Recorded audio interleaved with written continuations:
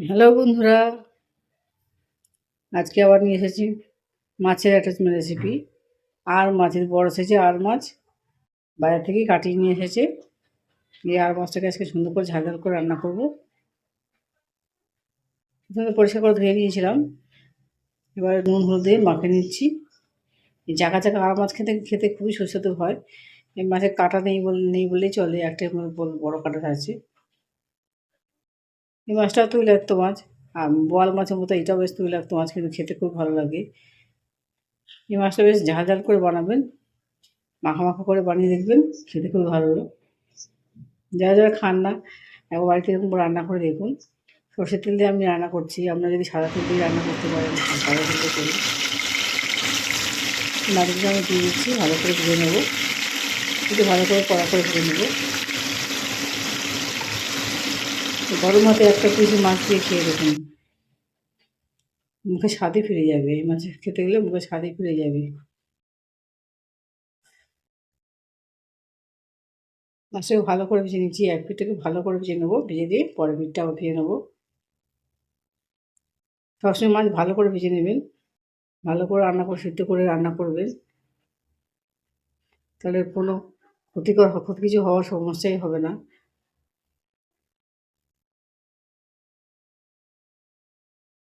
পরে ভাগে মাছটা কেটে নিচ্ছি, খুব ভেজে নিচ্ছি আমি। একবারে তো মাছ বেশি মাছ ভাজা যায় না, বারে বারে মাছটা আমি ভেজেছি। দুবারে মাছটা ভেজে নিয়েছি, তারপর সমস্ত মাছগুলো ভাজা হয়ে গেলে আমি তুলে নেবো। এই মাছের লেজও ছিল, লেজ সমেত মাছটা রান্না করলাম। লেজের মধ্যে অনেকটা মাংস থাকে, এই আর মাছের লেজের মধ্যে কিছুটা মাংস পাওয়া যায়। এই মাছগুলো রান্না করার জন্য আমি পেঁয়াজ নেব, পেঁয়াজ এবং টমেটো নিয়ে নিচ্ছি। দুখানা পেঁয়াজ নিয়েছি আর টমেটো নিয়েছি, বেশি পেঁয়াজ দেওয়ার দরকার নেই। পেঁয়াজটাকে কুচিয়ে নিয়েছি, টমেটোটাকে কুচিয়ে নিয়েছি। এবার ওই তেলের মধ্যে, মাছ ভাজার তেলের মধ্যেই আমি পেঁয়াজটা ছেড়ে দিলাম, তার সঙ্গে টমেটোটাও একসঙ্গে দিয়ে দিলাম, যাতে একসঙ্গে ভালো মতো ভাজা ভাজা হয়ে যায়। এবার আস্তে আস্তে করে ভালো করে ভেজে নেবো। এই সময় কড়া আঁচ করতে হবে না, পেঁয়াজটা ভাজার সময় একটু মিডিয়াম আঁচটা করে নেবেন।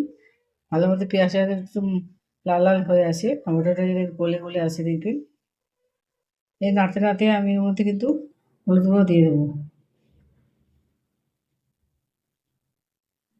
দিয়ে আবার নাড়বো। মশলাটা যেহেতু গুঁড়ো, আমি সামান্য পরিমাণ জল দিয়ে দিচ্ছি, তো ভালো মশলাটা ভালো মাখা মাখা হয়ে যাবে। আগে তো আমরা শিলনোড়ায় বাটতাম, শিলনোড়া গোটা বাটতাম, সে তো জমানা শেষ হয়ে গেছে। এই জন্য সব গুঁড়ো মশলার যুগ। গুঁড়ো মশলা হয়ে সামান্য পরিমাণ জল দিয়ে করতে হবে, তাহলে গ্রেভিটা পুড়ে যেতে পারে। ভালো করে কিন্তু আমি মাখিয়ে নিচ্ছি, ভালো করে কষিয়ে নিচ্ছি। পেঁয়াজটাও এতক্ষণে নরম হয়ে গেছে, টমেটোটাও অনেকটা গলে গেছে, মশলাটা ভালো মাখা মাখা হয়ে এসেছে, ভালোই কষা কষা এসছে। তখন তেলটা ছেড়ে ছেড়ে বেরিয়ে আসছে, তো সেই মুহূর্তে নুনটা আমি দিয়ে দেবো। কষানোটা পুরো সুন্দর করে করতে পারলে মাছটা কিন্তু খেতে ভালো হয়। মাছটা কষানোটা যদি কাঁচা কাঁচা গন্ধ থেকে যায়, তাহলে মাছের স্বাদটা সেরকম পাওয়া যায় না।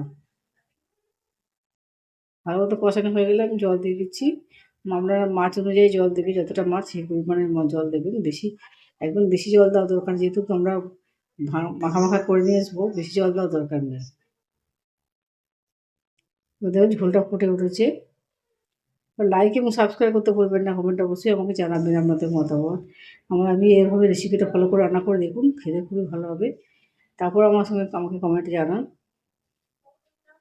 একবার খেয়ে দেখুন, খেয়ে নিজে হাতে নিজে রান্না করে দেখুন।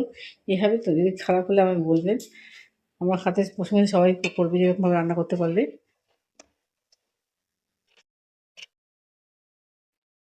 যেহেতু বড় বড় মাছ, সেহেতু বেশ খানিকক্ষণ ধরে ভালো করে ফুটে, যাতে মাছের ভালো ঝোলটা ভালো করে ঢুকে যায়, বেশ খানিকক্ষণ ধরে ফোটাতে হবে। যেমন হাই ফ্লেম দিয়ে দেবেন না, তাহলে মাছ তাড়াতাড়ি কাঁচা থেকে যেতে পারে, ভালো নাও হতে পারে। কিন্তু আস্তে আস্তে মিডিয়াম ফ্লেমে আস্তে আস্তে হতে হতে দেখবেন ভালো মতো মশলাটা ঢুকে গেছে, নুন হলুদ ঢুকে গেছে, তখনই দেখবেন মাছের স্বাদটা ফিরে আসবে। যারা বেশি লঙ্কা খেতে চান, একটু লঙ্কা দিতে পারেন, আমি বেশি লঙ্কা গুঁড়ো দিইনি। রেডি হয়ে গেছে আমার আর মাছের ঝাল, খুবই সুস্বাদু একটি পদ। বাড়িতে অবশ্যই একবার বানিয়ে দেখবেন।